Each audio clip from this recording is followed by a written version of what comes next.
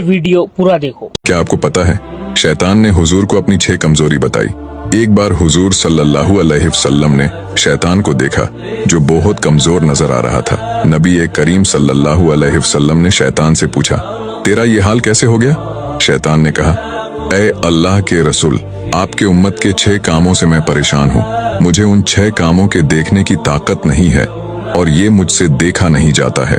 पहला, जब ये एक दूसरे से मिलते हैं तो सलाम करते हैं। दूसरा, मुलाकात के बाद ये लोग मुसाफा करते हैं। तीसरा, हर काम का इरादा करने से पहले इंशाअल्लाह कहते हैं। चौथा, जब इनसे कोई गुनाह हो जाता है तो फौरन तौबा कर लेते हैं। पांचवा, ये आपका नाम सुनते ही दरूद पाक पढ़ने लगते हैं। छठा, हर काम को शुरू करने से पहले बिस्मिल्लाह पढ़ते हैं। अब ये 6 शैतान की कमजोरियां आप दूसरों तक जरूर भेजें ताकि हर एक मुसलमान ये काम ज्यादा से ज्यादा करने लगे।